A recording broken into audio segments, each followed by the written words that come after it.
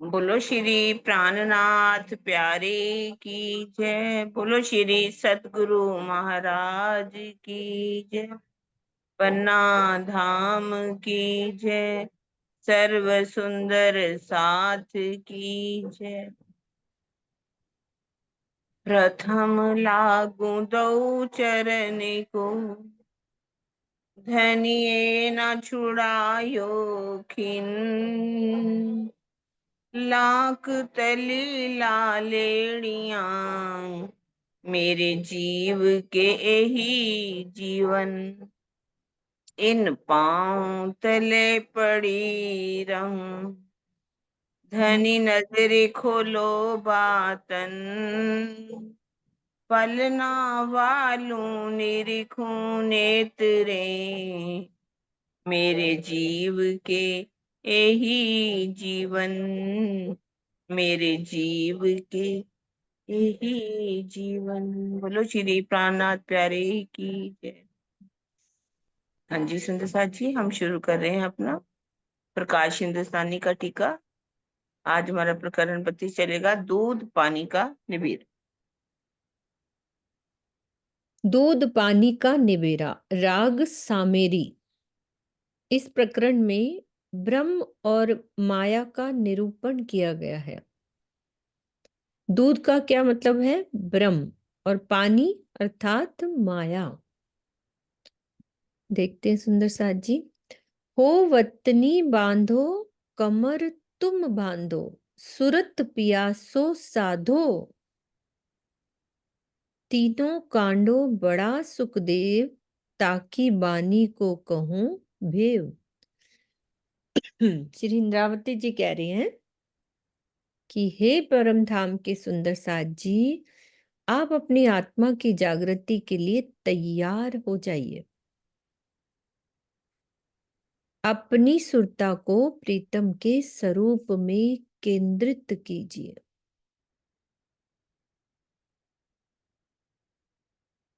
ज्ञान, कर्म एवं उपासना के क्षेत्र में सुखदेव जी अग्रगण्य माने जाते हैं। उनकी वाणी श्रीमद् भागवत के एक रहस्य की ओर मैं आपका ध्यान खींचती हूँ। इंद्रावती जी कह रही हैं कि सबसे बड़े सुखदेव जी ज्ञान और कर्म और उपासना के क्षेत्र में आगे माने जाते हैं। तो उनकी वाणी क्या है? श्रीमद् भागवत। उनके रहस्य को अपना ध्यान हमारी ओर केंद्रित कर रहे हैं इंद्रावती जी। बिन पूछे कहूं विचार, निज वतनी जो निर्धार। जिन कोई संशय तुम्हें रहे, सो मेरी आत्म न से। मेरे परम धाम के सुंदर साथ जी, निश्चित रूप से आपके पूछे बिना ही मैं अपने कुछ विचार रख रही हूं। देखो क्या कह रही इंद्रावती जी, बिन पूछे कहूं विचार। फिर कह रही है मैं ऐसा इसीलिए कर रही हूं कि मेरी आत्मा को ये सहन नहीं है कि आपके मन में किसी भी प्रकार का संशय रह जाए। एक वचन इत यूं सुनाए, चींटी पांव कुंजर बंधाए। तिनके पर्वत ढापिया, सो तो काहू ना देखिया। और कहते हैं ना, एक पहेलियां होती हैं जो पहेलियों के रूप में ये बातें इस प्रकार कही जाती हैं। जैसे चींटी के पैर में हाथी बंध गया, ये एक पहेली है। इसी प्रकार एक छोटे से तिनके ने पर्वत को ढक लिया। वैसे थोड़ा ना ढक सकता है छोटा सा तिनका पर्वत को। और चींटी के पैर में हाथी बंध गया, ये थोड़ी ना, ऐसा पॉसिबल ही नहीं है। लेकिन ये पहेली है। किंतु आज तक इन घटनाओं को किसी ने प्रत्यक्ष रूप से देखा ही नहीं कि ऐसा कुछ हुआ होगा। तो पहेलियों के रूप में अध्यात्म के गूढ़ तत्वों को व्यक्त किया जाता है। इस प्रकार की पहेलियां वेदों में भी हैं। ये भागवत के हिसाब से बताई, अब ये वेदों में भी है। कैसे? सोने का बेत जल में खड़ा है, जो इसे जानता है वह गुहे प्रजा का स्वामी है। अथर्ववेद का ये है, सोने का बेत जल में खड़ा है। इसका क्या मतलब हुआ दीदी? सोने का बेत जल में खड़ा है।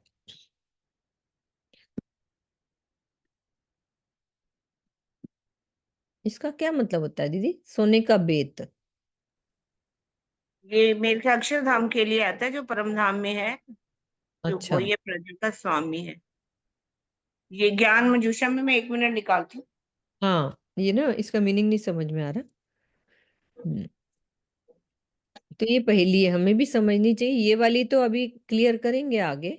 चींटी के पैर में हाथी बंध गया, तो ये अथर्ववेद की है पहेली।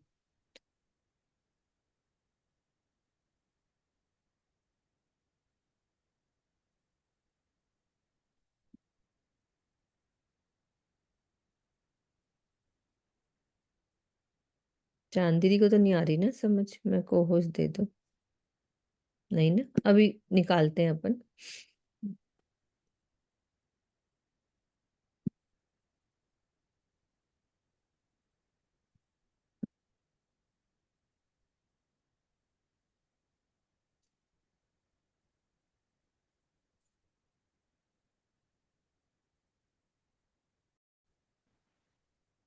हाँ जी मिथिलेश दीदी, मैं आपको अनम्यूट कर रही हूँ। है। हाँ। प्रणाम जी। प्रणाम जी। स्वर्ण वेद अक्षर ब्रह्म जी के लिए कहा है, और जल अक्षरातीत जी के लिए कहा है, राज्य महाराज के लिए। ठीक और है। गुहा प्रजा भ्रमष्टि है। ये पेज नंबर किरंतन में 256 पे है, टीका में इसका थोड़ा सा वर्णन हम्म। आप किरंतन पहले, ग्रंथ में। हाँ वो मैं निकालती हूँ एक बार। किरण दीदी कह रही है वो क्लियर हो गया, चींटी के पैर में हाथी, वो कर आपको चुके क्लियर? हैं ना। ये रहा, चींटी के पैर में हाथी बन गया, एक छोटे से तिनके ने पर्वत को ढांप लिया, ढक लिया। ये क्लियर है सुंदर साथ जी? किरण दीदी आप करो।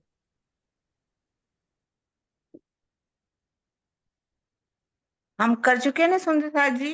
चींटी के पैर में, चींटी किसे कहा गया? इस जीव को। अच्छा। हम्म। है ना। हम्म। मन को, मन को। और अच्छा। चींटी कहा गया जीव को। हम्म। हाथी जो है, एक मन जो है हमारा, कितनी शक्ति रखता है। हम्म। जीव कितनी शक्ति रखता है, लेकिन वो किसके फंस जाता है? मन के। मन उसको अपने पीछे पीछे लगा लेता ठीक है। है ना। और तिनके ने पर्वत ढांप पर्वत लिया। को ढांप लिया। तिनका क्या है? क्या कह रहे तिनका? पर्वत।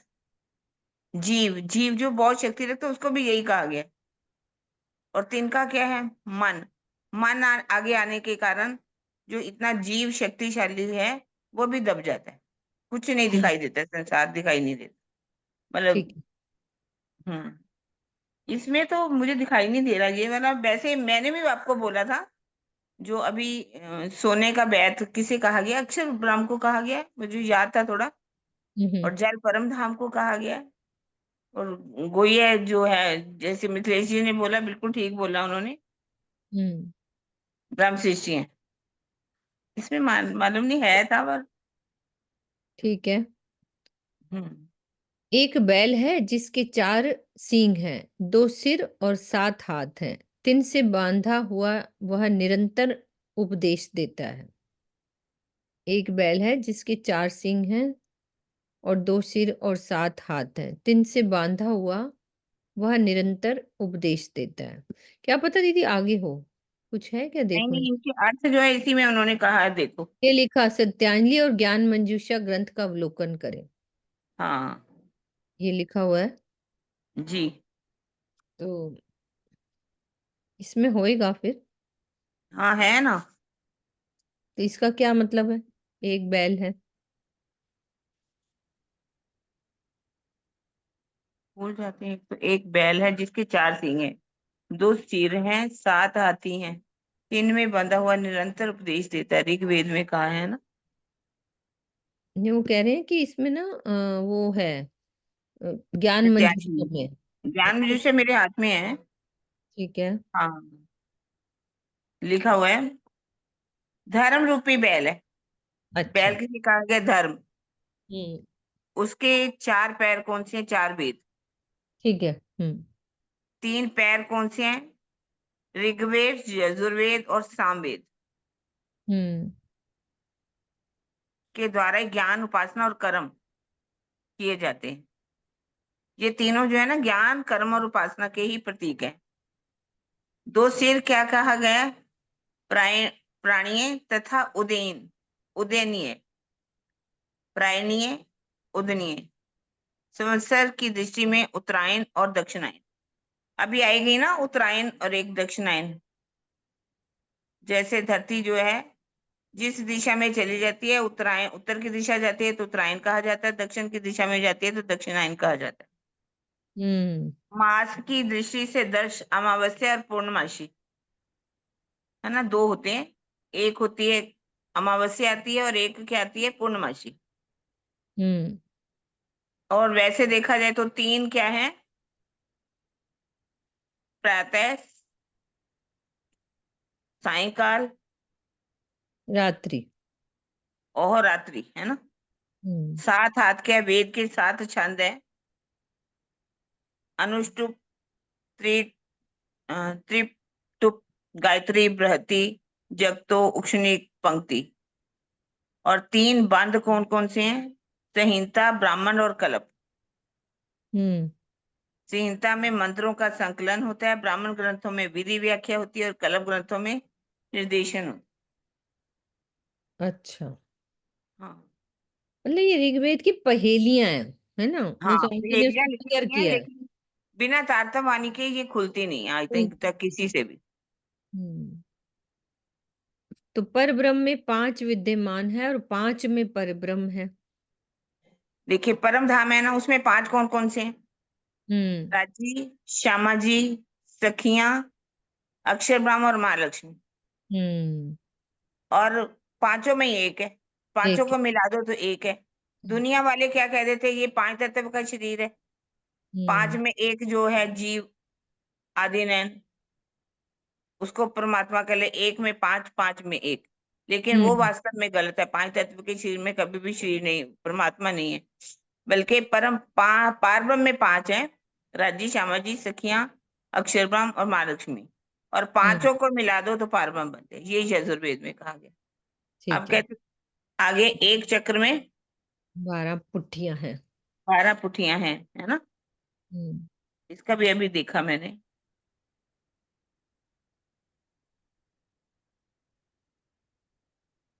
बड़े मुश्किल मुश्किल है ना, इसलिए हमें भूल जाते हैं। करते तो हम्म। हैं। कोई नहीं, फिर पढ़ लेने के लिए एक बारी एक तो। चक्कर में 12 पुठियां हैं, 3 नाभि हैं और 3 60 कीले चल चल रूप में लगी हम्म। हैं। इसका रहस्य क्या है? एक चक्कर में 12 महीने होते हैं साल हम्म। में, है ना। और 3 ऋतुएं होती हैं वैसे, ग्रीष्म, वर्षा और शांति और हम्म। शीत। वैसे 6 होती हैं, लेकिन मेन मेन ये गर्मी सर्दी, गर्मी और या बरसात। वर्षा ही मानी जाती है। और 360 किले के हैं।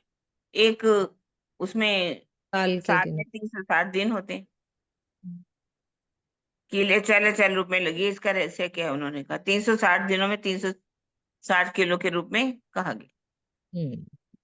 तो कबीर जी द्वारा कही गई इसी प्रकार की पहेलियों को उलटवासियां कहा जाता है, अर्थात उल्टा कथन कहने वाली उक्तियां, जैसे बरसे कंबल भीगे पानी। भीगे पानी। किंतु इस प्रकार के। कबीर जी हाँ, बोलो। कबीर जी की उल्टी वाणी, बरसे कंबल भीगे पानी। हम्म। वैसे देखा जाए, कंबल बरसता है, भीगे पानी, पानी थोड़ी भीगता है। हम्म। बरसे कमल, कमल का होता है कमल नैन। ये नैन जो है हमारे कमल। जब हम ध्यान लगाते हैं, ऐसे बैठते हैं, तो आंखों में हम्म। से जब टप टप आंसू बहे, बहुत प्रेम विरह में डूब जाओ, तो बरसे कमल भीगे पानी। पानी मैंने पानी ग्रहण कहते हैं ना, हाथों को मिलाना, हस्त मिलाप करना, पानी मिलाप करना, तो हाथ हम्म। जो है भीग जाते हैं। हाँ, ये अर्थ है। किंतु इस प्रकार के कथन गहन आध्यात्मिक रहस्य लिए होते हैं। तो अधिक जानकारी के लिए सत्यांजलि एवं ज्ञान मंजूषा ग्रंथ का अवलोकन करें। ठीक है। अब कर रहे हैं, चिट्ठी हस्ती को बैठी निगल, ताकि कहूँ काहू न परी कल, सनकादिक ब्रह्मा को कहे, जीव मन दो भेले रहे। चींटी ने हाथी को निगल लिया, किंतु किसी को भी इस पहेली का बोध नहीं हो पाया कि इसका गुज रहस्य क्या है। सनक, सनंदन, सनातन तथा सनत कुमार ने ब्रह्मा जी से पूछा कि जब जीव और मन दोनों ही साथ रहते हैं, तो प्रश्न ये है कि एक भेले हुए हैं आद, के भेले हैं सदा अनाद। कहे ब्रह्मा भेले नाही तित, ए आए मिले हैं इत। कि ये दोनों सृष्टि के प्रारंभ में मिले या अनादिकाल से मिले। ये सुनकर ब्रह्मा जी ने उत्तर दिया कि दोनों अनादिकाल से नहीं मिले, बल्कि सृष्टि रचना के समय ही मिले हैं। कौन कौन से दोनों क्या मिले हैं? जीव और मन सृष्टि रचना में तब मिले हैं। तो सांख्य दर्शन में ये स्पष्ट रूप से कहा गया है, अर्थात मह तत्व से किसकी उत्पत्ति होती है? मन से। महातत्व से मन, बुद्धि और बुद्धि आदि की उत्पत्ति होती है। इसी प्रकार इंद्रियों की उत्पत्ति कहाँ से होती है? अहंकार से। इससे सिद्ध होता है कि सृष्टि के प्रारंभ में ही जीव और मन का मिलन होगा। इसका सनन अनादि नहीं है, क्योंकि प्रलय अवस्था में अंतस्करण और इंद्रियों का अस्तित्व ही नहीं रहता और ये अपने कारण रूप कारण प्रकृति में विलीन हो गए होते हैं। आप कह रहे हैं कि तब सनकादिक के फिर यूं कहा, तो ये जुदे करके दो, कि इनको जुदा करके दो, जो मिले है ना जीव और मन, इनको जुदा करो। फिर ब्रह्माए करी फिकर, तब देखे वचन विचार चित्त धर। फिर सनकादिक जो है ना, उन्होंने पुनः ब्रह्मा जी से पूछा कि यदि ये मिले हैं तो इन्हें अलग करके दिखाओ। इस प्रकार का प्रश्न सुनकर ब्रह्मा जी चिंतित हो गए और अपने चित्त में इस विषय पर गहन विचार करके बोले। क्या बोले? इस समझ मुझसे ना होए, क्यों कर करो जुदे मैं दोए। तब शरण विष्णु के गए, अंतर्गते वचन गए। अब ब्रह्मा जी क्या कह रहे हैं कि मुझसे इस प्रश्न का समाधान नहीं हो सकता। मैं जीव और मन को किस प्रकार से अलग करूं? फिर क्या हुआ? तब चारों ऋषि, कौन कौन से? सनकादिक से बात चल रही है ना, सनकादिक का नाम में चारों आ जाते हैं, सनक, सनंदन, सनातन और सनत कुमार। ये भगवान विष्णु के पास गए और उनसे अपने मन की जिज्ञासा बताई, है ना। क्या बताई? कि बैकुंठ नाते सुने वचन, हंस हंस होए आए तत्किन, हंसे रूप धर्यो सुंदर, लिए सनकादिक के चित्त हर। अब विष्णु भगवान ने उनकी बातें सुनी कि भाई इनको अलग करके दिखाओ, और उसका समाधान करने के लिए उसी क्षण उन्होंने अति सुंदर हंस के रूप में दर्शन दिया। मतलब विष्णु भगवान क्या बन गए? हंस रूप में हो गए। तो अपने सुंदर रूप से उन्होंने सनकादिक ऋषियों के चित्त को हर लिया।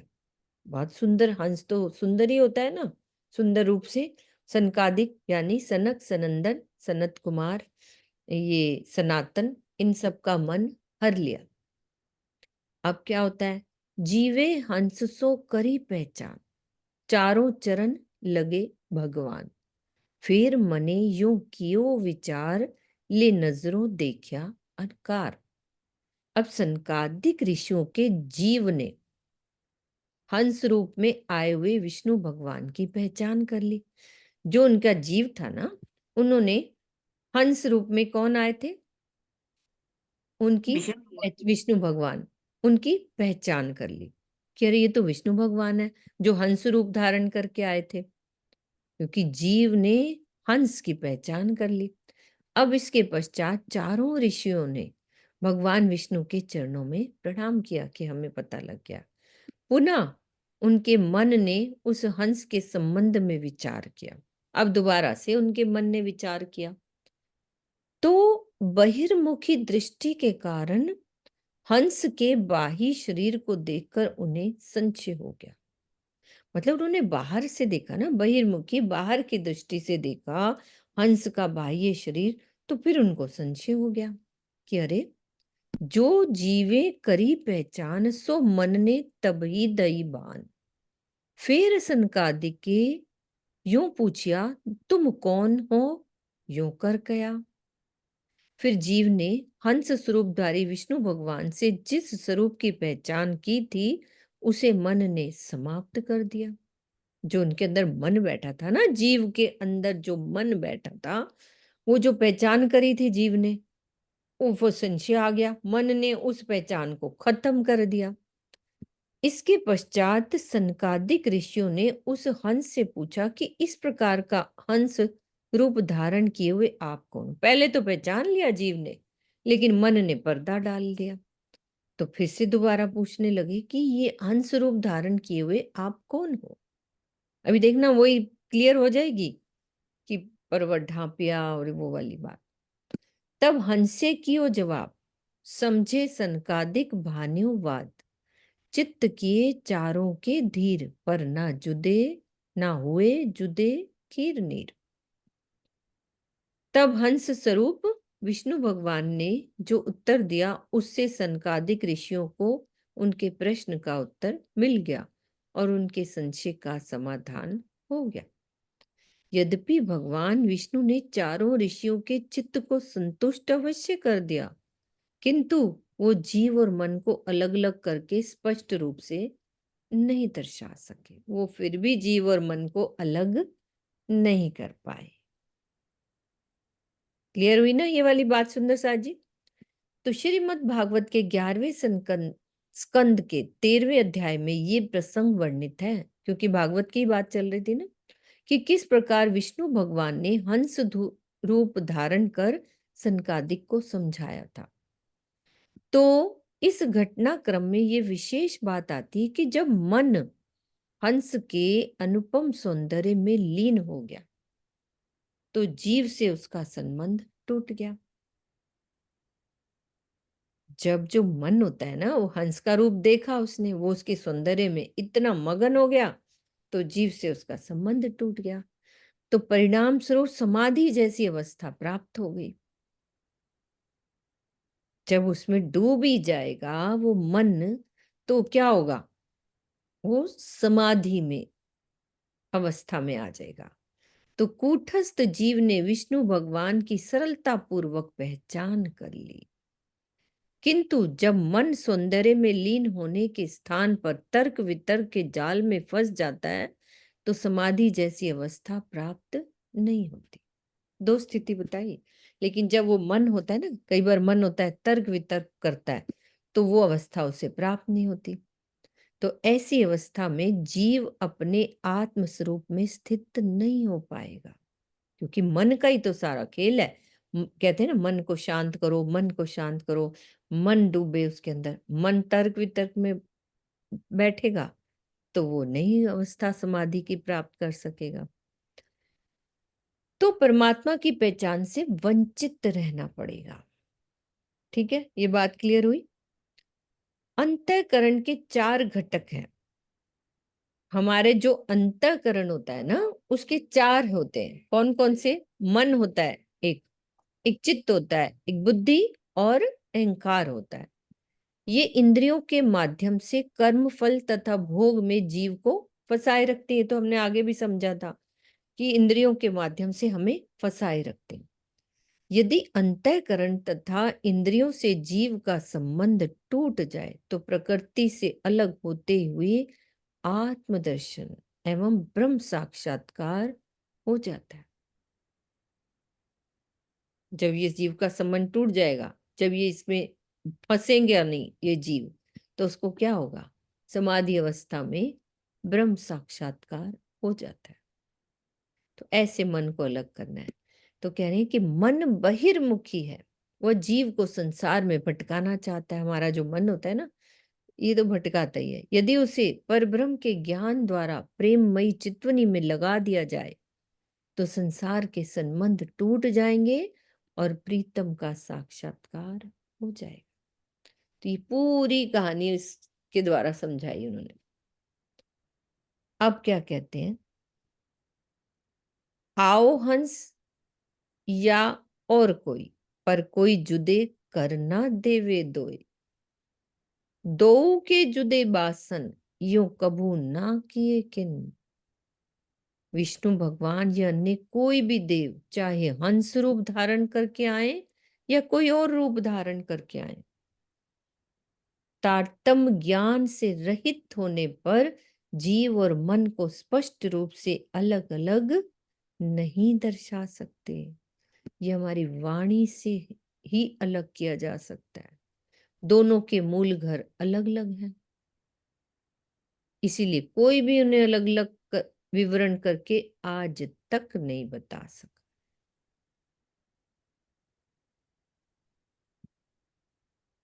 अब फिर से और समझा रहे, अब या की कहूं समझन,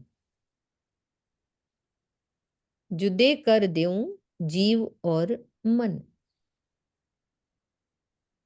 समझ के पहचानो जियो, निज वतन जो अपना पियो।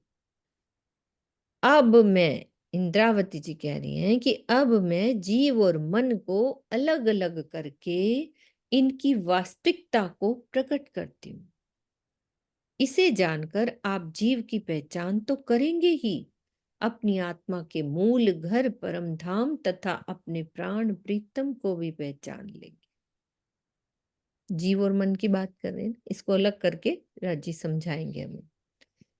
तो ना ही राखो तुम्हें संदेह, इन चारों का अर्थ जो ए, जो कोई साध पूछे क्यों, ताई शास्त्र सब कहवे यूं। मैं आपके अंदर किसी भी प्रकार का संशय नहीं रहने देना चाहती। तो पूर्व में कही गई चारों पहेलियां कौन कौन सी हमने अभी करी थी ना? चार पहेलियां कौन कौन सी? चींटी का हाथी को निगल लेना, ये पहेली है पहली। दूसरी के चींटी के पैर में हाथी का बंध जाना। तीसरा क्या था? तिनके से पर्वत का ढक जाना।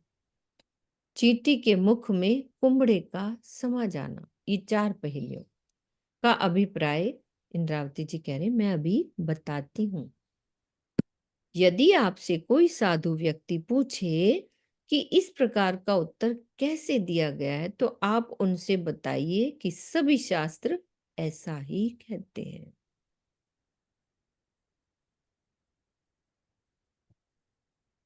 अकल अगम बैकुंठ का धनी, ये थोड़ी अजू करे घनी। इन करते सब कुछ होए, पर ए अर्थ ना देवे कोई। विष्णु भगवान अगाध बुद्धि के स्वामी हैं। वो थोड़े शब्दों में ही बहुत अधिक समझा देते हैं। यदि वो चाहे तो धर्म ग्रंथों के सभी आशय, वो चाहे तो धर्म ग्रंथों के सभी आशय स्पष्ट हो सकते हैं, किंतु वो किसी को बताते ही नहीं है।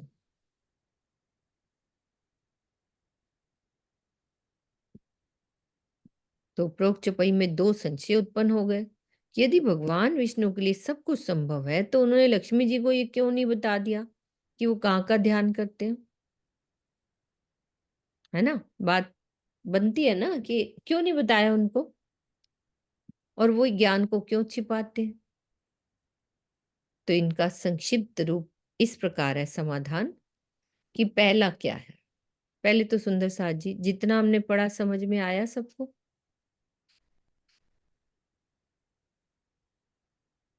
आ गया?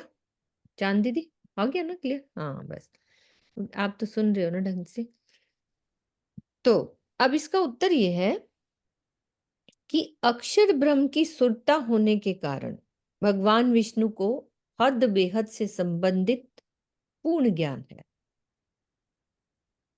सुरता है ना, पांच वासनाएं जो आती हैं उनमें विष्णु का भी नाम आता है, तो उनको हद बेहद से संबंधित पूर्ण ज्ञान है, किंतु बिना जिब्रील के वाणी द्वारा व्यक्त कर पाना उनके लिए या अन्य किसी के लिए भी संभव नहीं है।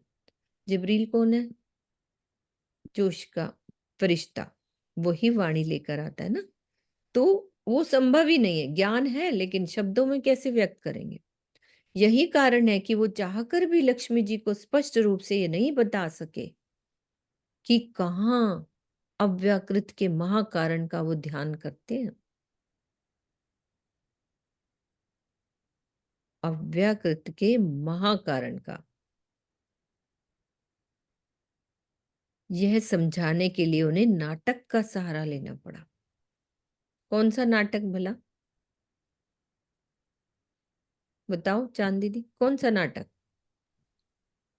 वो जब कृष्ण के रूप में आए थे ना, तो जब उनका रुक्मिणी से ब्याह होने वाला था, रुक्मिणी थी लक्ष्मी जी, और जब उनका विवाह होने वाला था रुक्मिणी जी से, तो उन्होंने क्या कहा कि मेरे पेट में दर्द है बहुत। हम्म तो सबने उनका इलाज करने की कोशिश की, लेकिन वो ठीक नहीं हुए। तो फिर सबने उनसे पूछा, आप ही बता दो आपका क्या इलाज है। इलाज हो तो सकता है। उन्होंने कहा कि जो मुझसे बहुत प्रेम करता है वो अपना चरणामृत मुझे दे दे तो मैं हाँ ठीक हो जाऊंगा। जी। तो पहले उन्होंने रुक्मिणी से ही कहा, क्योंकि शादी होने वाली थी। तो रुक्मिणी ने तो कहा, मैं पतिव्रता स्त्री हूँ, मैं अपना चरणामृत पति को नहीं दे सकती। हम्म और भी उनके जो भक्त भी थे उनसे भी कहा गया, लेकिन लास्ट में जब कोई नहीं मिला तो उन्होंने कहा, ब्रिज में चले जाओ, वहां राधा से कहना कि तेरे कृष्ण के पेट में दर्द है। हम्म तो उनसे फिर जब कहा तो राधा जी ने कहा कि हाँ हाँ जल्दी लाओ, बाल्टी लाओ, जल्दी से चरणामृत ले लो मेरा। और हम्म ले चरणामृत देने के बाद फिर उन्होंने उन्हें दोबारा बुलाया, अब मेरे पैरों की धूल भी ले जाओ, ये हम्म उसके पूरे शरीर पे मल देना, कहीं भी दर्द नहीं होगी। तो हम्म जब वो चरणामृत और वो धूल आई, तो विष्णु जी ने रुक्मिणी को बताया कि ये जिसके लिए आई है वो भी मैं नहीं हूँ, हम्म और जो ये देने वाली है ना, उसके अंदर जो बैठा है मैं उसी का ध्यान करती हूँ, क्योंकि कृष्ण उनके अंदर ही थे ना। हम्म। तो अव्यकृत के महाकारण में कारण में हमारी ब्रिज, और महाकारण में रासखंड, है ना। तो वो वहां का ध्यान करते हैं विष्णु भगवान, वो भी उनको नहीं बता पाए। तो इसके लिए उन्होंने ये नाटक रचा, है ना। अनिल भैया।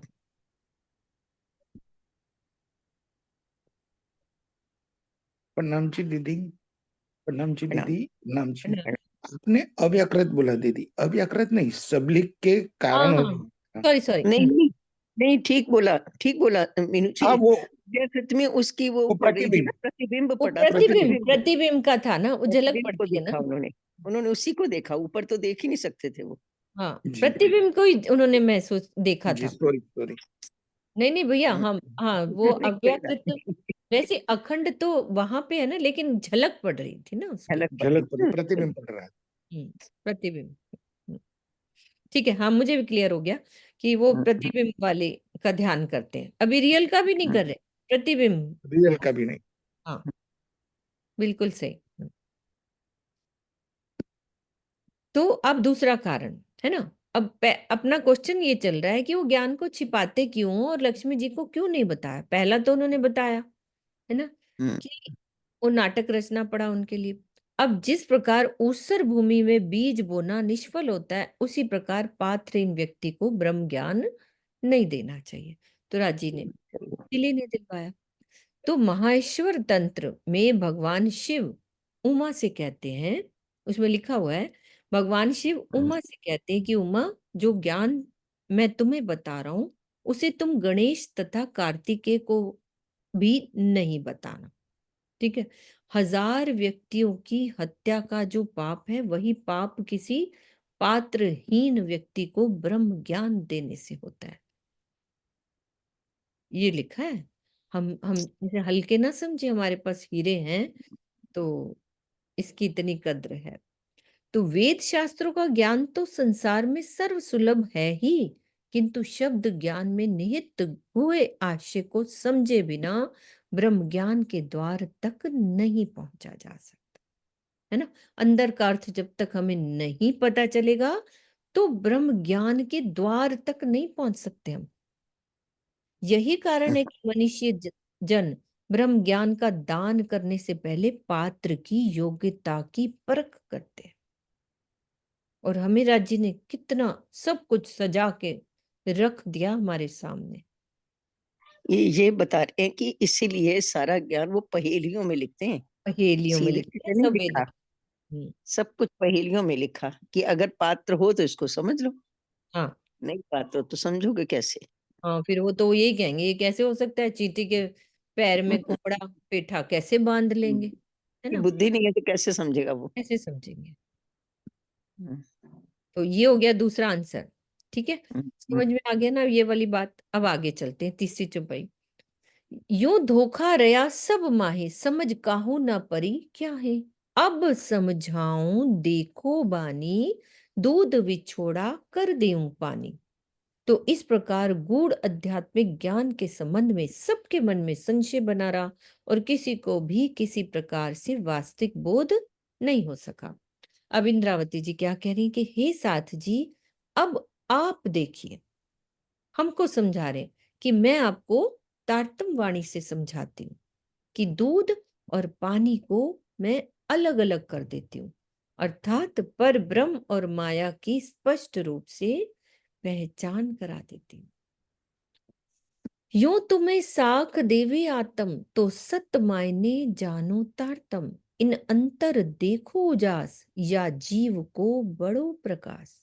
हे साथ जी, यदि आपकी अंतरात्मा साक्षी दे तो तारतम ज्ञान से इनके वास्तविक अर्थ को समझिए। तारतम ज्ञान के उजाले में जीव तथा मन का भेद जानिए। तारतम वाणी से जीव को बहुत अधिक ज्ञान प्राप्त होता है। हमें हो रहा है ना ये सब ज्ञान, छोटी छोटी बातों को। तो 14 लोक उजाला करे, जो निज वतन दृष्टि धरे। क्या बात है ना? 14 लोक उजाला करे, जो निज वतन दृष्टि धरे। या को नूर सदा ने चल, नेक कहूंगी या को आगे बल। तो तारतम वाणी के प्रकाश में यदि हमारा जीव अपनी दृष्टि को परम धाम में बनाए रखता है तो क्या होता है, वो 14 लोकों में भी अपने ज्ञान का उजाला करने में समर्थ हो सकता है। प्रीतम की छत्र छाया में इनके अंदर ज्ञान का प्रकाश सर्वदा अखंड धाम का ही होता है, जिसके बल का वर्णन मैं आगे करूंगी। तो ए उजाला इंड ना समाए, सो इन जुबां कयो ना जाए। या मन को नाही कछु मूल, या थे बड़ा कहिए आक का तोल। है ना? या थे बड़ा कहिए आक का तोल। जब जीव के अंदर तारतम ज्ञान का अखंड उजाला हो जाता है तो वो इतना अधिक होता है कि इस ब्रह्मांड में समा ही नहीं पाता। उसकी गरिमा को इस जिह्वा से व्यक्त नहीं किया जा सकता। इसके विपरीत, अब इससे उल्टा, इस मन का तो कोई मूल ही नहीं है। इससे बड़ा तो आक का तूल होता है, जो रुई का रेशा होता है ना, जो हाबू जिनको कहते हैं, वो हवा में उड़ता है जिसको कहते हैं। इससे बड़ा तो आक का होता है। हम अपने मन को इतना बड़ा बना लेते हैं, वो कहते हैं इसका कोई मूल ही नहीं है। इससे बड़ा तो आक का तूल होता है। ज्ञान का ब्रह्मांड में ना समा पाना एक अलंकारिक वर्णन है, जिसका आशय होता है कि इस ज्ञान की उपमा मैं किसी अन्य ज्ञान से नहीं कर सकती, या ज्ञान नहीं हो सकता। कोई भी ज्ञान के सामने इसकी उपमा नहीं दी जा सकती। ऐसा ज्ञान है हमारा। अब देखो, आग के तूल का भी आगे बता रहे हैं कि तूल का भी कोटमा हिस्सा, वो जो आहू उड़ता है ना हवा में, रुई का हुआ, तो तूल का भी कोटमा हिस्सा मन एता भी नहीं ऐसा। सो ए गया जीव को निगल, यो सब पर बैठा चंचल। कितना कैसा मन है ये। तो मन का परिणाम रुई के एक रेशे के करोड़वें भाग के बराबर भी नहीं होता। इतना छोटा सा ये चंचल मन सभी के जीवों के ऊपर अपना वर्चस्व बनाए रखता है और उनको निगल जाता है। जीव को निगल, ऐसे लगता है ना कि जीव को अपने अंदर ही निगल ही लिया है, वो कुछ कर ही नहीं पा रहा जीव, अर्थात पूर्णतया अपने अधीन कर लेता है। जैसा मन करता है ना, हमारा मन इधर भाग रहा है उधर भाग रहा है, हमारा जीव भी उधर ही भागने लग जाता है, हमारी इंद्रियां भी वही, हमारा मन चित्त बुद्धि अहंकार सब वही भागने लग जाते हैं। इस तरह भयंकर है ये मन। तो यूं तिनके पर्वत ढांपिया, एक हो गई पहेली, है ना, निगल गया। अब कह रहे हैं यों तिनके पर्वत ढांपिया, यो गज चींटी पांव बांधिया। ये सब वो है पहेलियां। जो जीव करे उजास, तो मन को आगे ही होए नास। इसी प्रकार मन रूपी तिनके ने पर्वत रूपी जीव को ढक लिया। सेम मीनिंग है, बस वो पहेली अलग है कि मन रूपी तिनके ने पर्वत रूपी जीव को ढक लिया। और हाथी की तरह शक्तिशाली जीव चींटी के पैर से भी करोड़ गुना सूक्ष्म मन के बंधन में बंध गया है। यदि, अब कह रहे हैं, यदि हमारा जीव अपने अंदर परमधाम के ज्ञान का उजाला कर लेता है तो क्या होगा? सब पर आधिपत्य बनाए रखने वाला ये मन शीघ्र ही अस्तित्वहीन जैसा हो जाता है, कि उसका अस्तित्व नहीं रह जाता। यदि हम वाणी के बल से चलेंगे तो उसका अस्तित्व समाप्त। अब और दृष्टांत दे रही है इंद्रावती जी। अब या पर एक कहूं दृष्टांत, देखो आप में वृत्तांत। सुख जी के कहे प्रवान, सात सागर को काढ़्यो निर्माण। अब इस संबंध में जो बात हमने अभी समझी है ना, उसी संबंध में श्री इंद्रावती जी हमें एक दृष्टांत दे रही है, जिसकी वास्तविकता जानिए। सुखदेव जी के वचनों यानी भागवत में सातों सागरों के विस्तार की गणना की गई है। भव सागर को नाही छे, सुख जी यो मुख जाहिर कहे। पहले पाँव भरे तुम जे, कर साचा मूल स्नेह। सुखदेव जी ने अपने मुख से ये स्पष्ट रूप से कहा कि इस भवसागर की कोई सीमा ही नहीं है, ये अनंत विस्तार वाला है। तो जब हम ब्रिज में आए थे, ब्रिज से रास में जाते समय कह रहे हैं, आपके हृदय में परम धाम के मूल संबंध का सच्चा प्रेम था, जिसके कारण आपने इस अनंत भवसागर को गाय के बछड़े के खुर से बने हुए गड्ढे के समान मानकर सरलता से पार कर लिया था। सखी बैन सुन ना रही कोई पल, देखियो एह जीव को बल। इन आड़ा था मन संसार, पर जीव निकसिया पार के पार।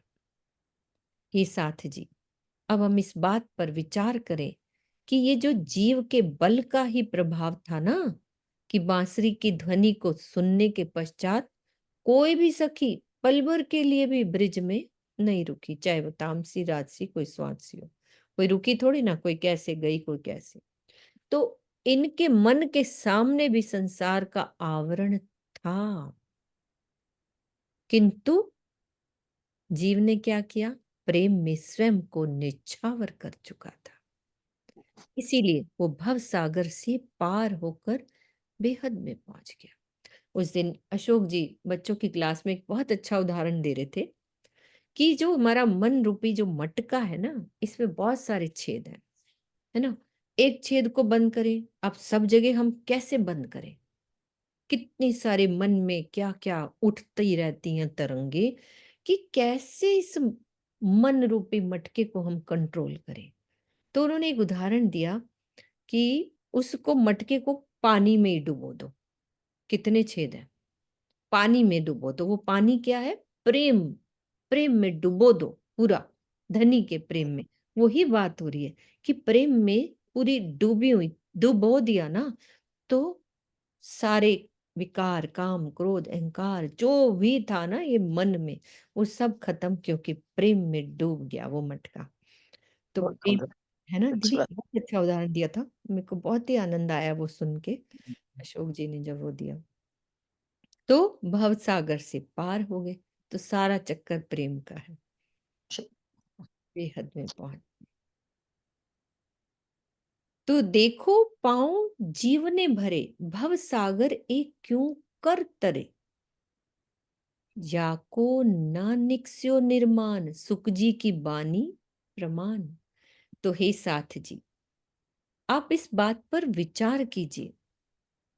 क्या करना है कि जीव ने प्रेम का बल पाकर कितनी सरलता से इस अनंत भवसागर को भी पार कर लिया। सात सागर नहीं, ये तो अनंत सागर है, भवसागर। जबकि सुखदेव जी की वाणी की ये साक्षी है कि भवसागर अथाह अथा अथाह।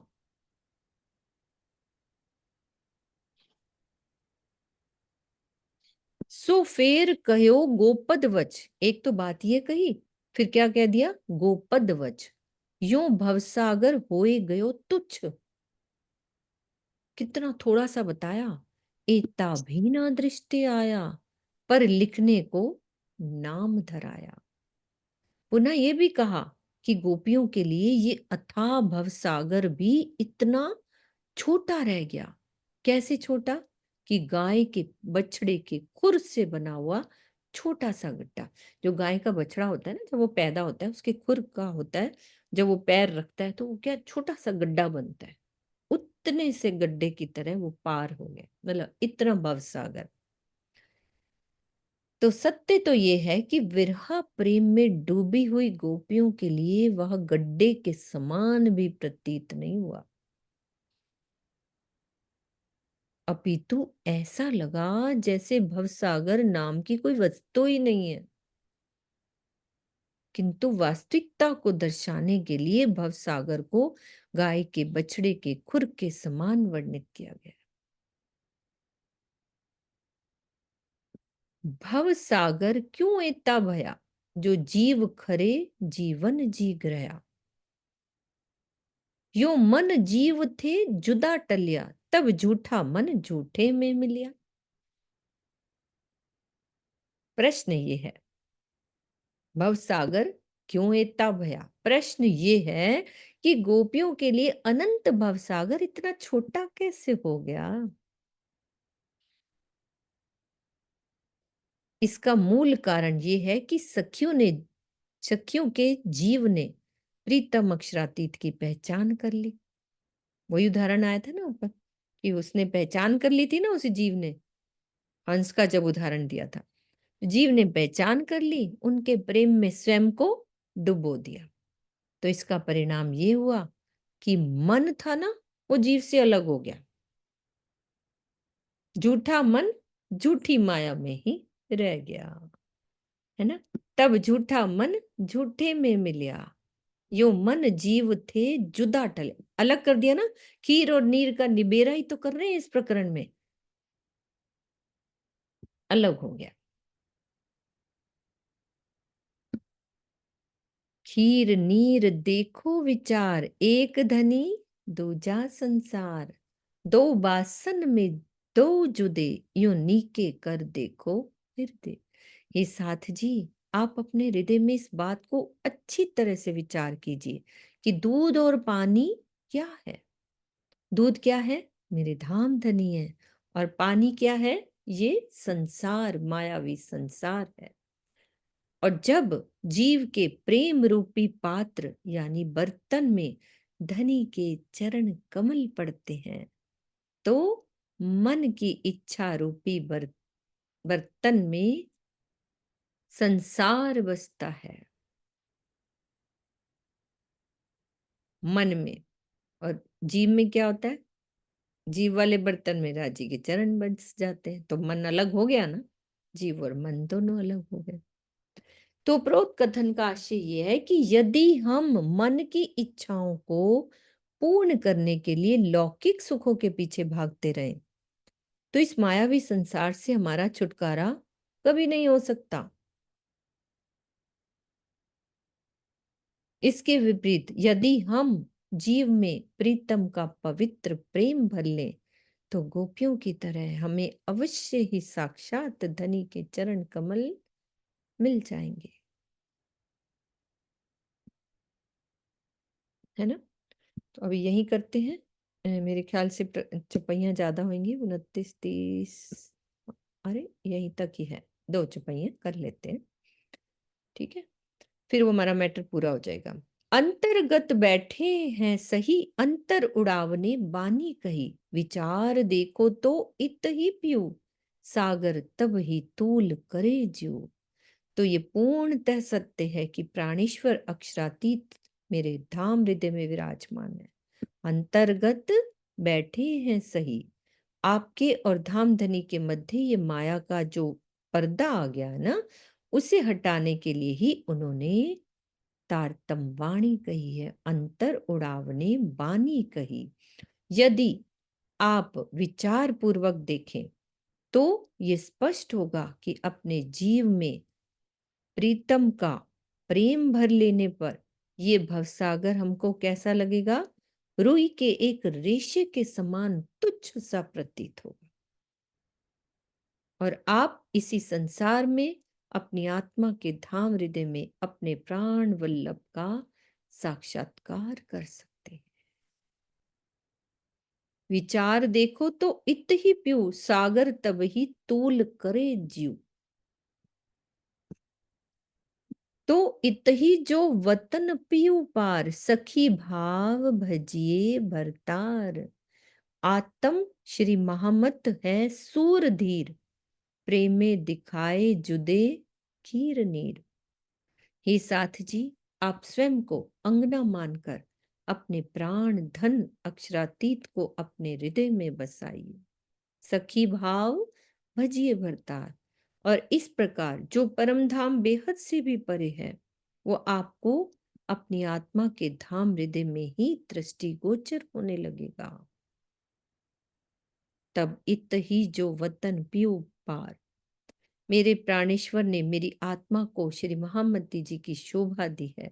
निश्चित ही यह प्रेम युद्ध की वीरांगना है, निश्चित ही यह प्रेम युद्ध की वीरांगना है, प्रेम युद्ध की सूरधीर, जिसने प्रेम के द्वारा अपने आराध्य को अपने हृदय के सिंहासन पर विराजमान किया है। इसका फल ये निकला कि जीव और मन को भी अलग अलग निरूपित किया जा सकता है।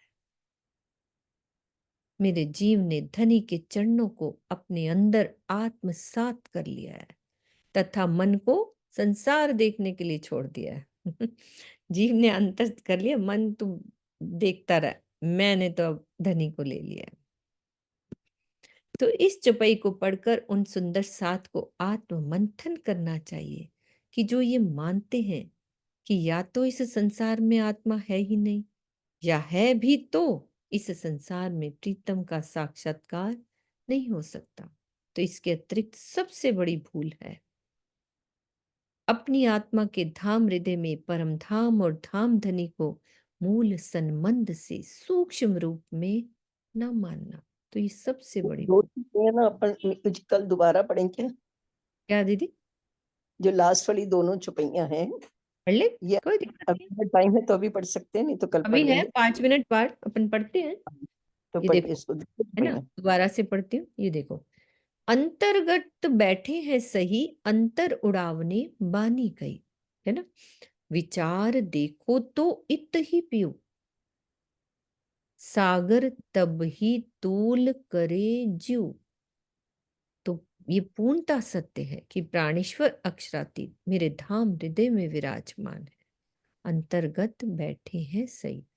फिर क्या कह रहे, आपके और धामधनी के मध्य ये जो माया का पर्दा आ गया ना, उसे हटाने के लिए ही उनके मुख द्वारा ये हमें वाणी दी गई है ना।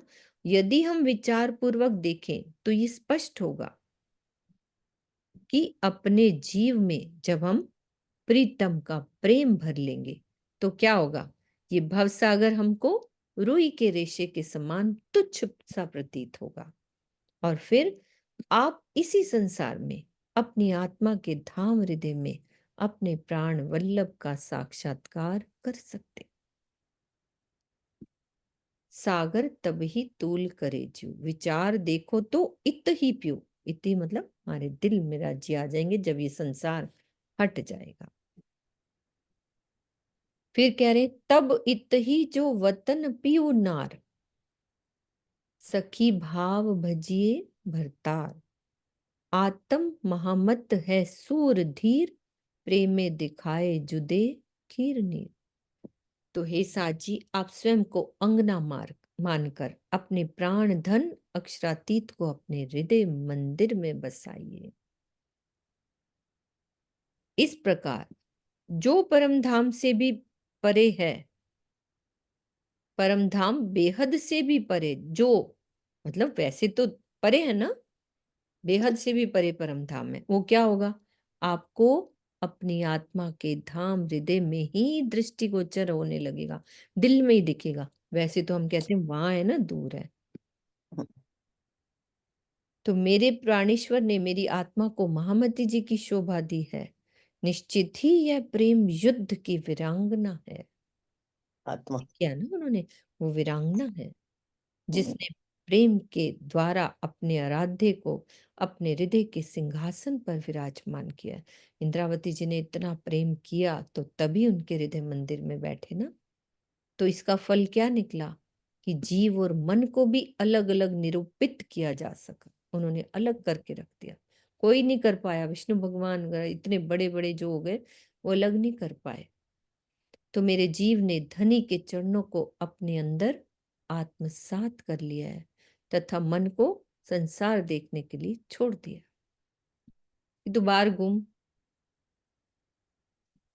तो इस चौपाई को पढ़कर उन सुंदर साथ को आत्ममंथन करना चाहिए कि जो ये मानते हैं कि या तो इस संसार में आत्मा है ही नहीं, या है भी तो इस संसार में प्रीतम का साक्षात्कार नहीं हो सकता। और इसके अतिरिक्त सबसे बड़ी भूल क्या है कि अपनी आत्मा के धाम हृदय में परम धाम और धाम धनी को मूल संबंध से सूक्ष्म रूप में न मानना। तो ये सबसे बड़ी भूल है।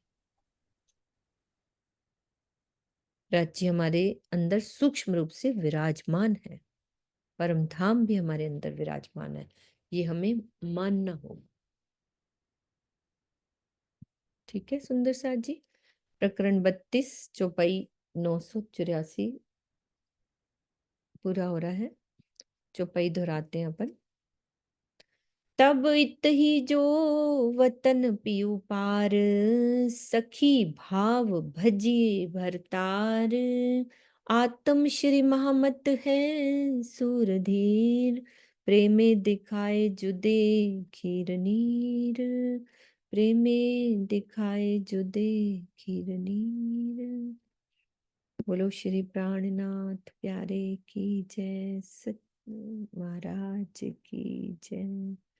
प्रणाम जी, सब सुंदर साथ को प्रणाम जी। प्रणाम जी, प्रणाम जी, प्रणाम जी, सबको प्रणाम जी। हाँ, जी प्रणाम जी दीदी, प्रणाम जी प्रणाम माताश्री, प्रणाम सभी के मेरे चरणों में बड़े कोटि कोटि प्रेम प्रणाम।